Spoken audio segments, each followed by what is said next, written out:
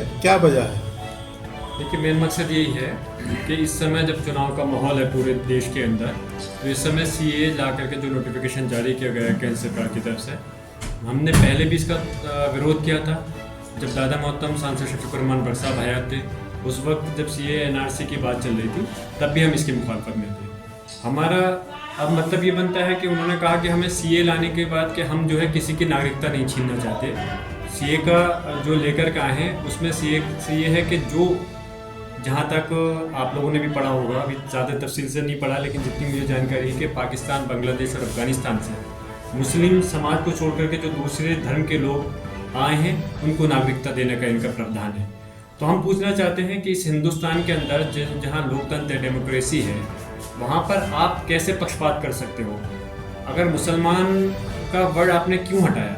अगर आप नागरिकता देना चाहते हो उनको, हमें कोई विरोध प्रदर्शन नहीं है, आप खुशी से दिए, जबकि हमें पता है आप इस देश के अंदर जो है, जो पहले से इस देश के 140 करोड़ नागरिक हैं, आप उनका हक उनको दे नहीं पा रहे हैं। और आप बात करते हो हम दूसरे देशों से आए हुए उन लोगों को नागरिकता देने की। तो हम मैं पहले तो ये कहना, जब आप उनको ही उनका हक नहीं दे पा रहे तो दूसरों को नागरिकता देने का कोई मतलब औचित्य नहीं होता। और अगर आप नागरिकता दे भी रहे हो तो ठीक है, हम उसका विरोध नहीं करते, लेकिन मुसलमानों का शब्द उसमें से आपने कैसे आया?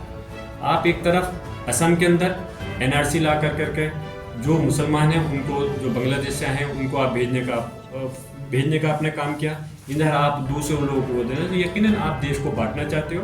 हम इसके मुखालफत में हैं। यहाँ से लेकर सदन तक, सदन कोई सा भी हो, मैं विधानसभा के अंदर हूँ तो इसका विरोध प्रदर्शन कर रहा हूँ और इसलिए मैं इसकी पूरी पुरजोर तरीके से इसकी मुखालफत करता हूँ। इसके लिए क्या सुप्रीम कोर्ट का रुख भी अपनाएंगे आप?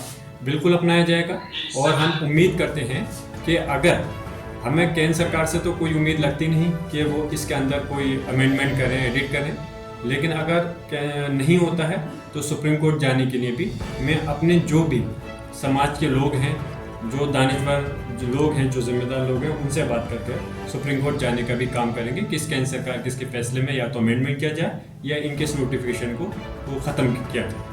सर, चुनाव भी नज़दीक है कि समाजवादी पार्टी सीए के विरोध में सड़कों पर? देखिए, चुनाव नज़दीक हैं। माननीय अध्यक्ष अखिलेश यादव जी ने भी इसके विरोध में कल दिया है, आपने शायद देखा भी होगा। तो इसमें जहाँ तक इस समय सड़कों पे उतरने की इसलिए बात नहीं है, क्योंकि आचार संहिता लग जाएगी तो सड़कों पे इस समय नहीं उतरा जा सकता, लेकिन जहाँ तक कानूनी लड़ाई की बात है, हम ज़रूर कानूनी लड़ाई इसके खिलाफ लड़ेंगे। मैं पूछना चाहता हूँ इन हिंदुस्तान की जो भारत केंद्र की सरकार है कि तुमने ये बताओ कि तुमने देश के नागरिकों को दिया क्या? आपने देश के नागरिकों को दिया धोखा, झूठ, फरेब, जुमलेबाजी। इसके अलावा कोई देने का काम किया हो तो बताइए। वादा किया था कि हम 2 करोड़ हर साल सरकारी नौकरियां देंगे। 2 करोड़ तो दूर की बात है, आपने तो और नौकरियां छीनने का काम किया है, क्योंकि जो पब्लिक सेक्टर के जो डिपार्टमेंट थे उनको प्राइवेट सेक्टर में आपने देने का काम किया, तो यकीनन हम लोगों का रोजगार छीना है। और जहाँ तक बात है, बेरोजगारी लगातार बढ़ रही है।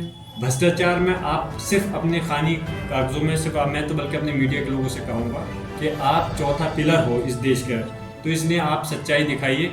कम से कम इस समय लोगों को जो ये भारतीय जनता पार्टी गुमराह करना चाहती है, वैसे लोग काफ़ी जागरूक हैं, सोशल मीडिया का ज़माना है, लेकिन मैं उम्मीद करता हूँ जिस तरह से इन्होंने भ्रष्टाचार, लूट खसोट, महंगाई और बेरोजगारी इस देश की को दी है, आने वाले समय में जनता इनको रिटर्न गिफ्ट ज़रूर देगी, और वो रिटर्न गिफ्ट इस उसमें देगी कि इनका यहाँ से भारतीय जनता पार्टी को केंद्र सरकार से हटाने का काम करेगी। ये मैं पूरे यकीन के साथ जनता के भरोसे में इस बात को कह रहा हूँ। Thank you.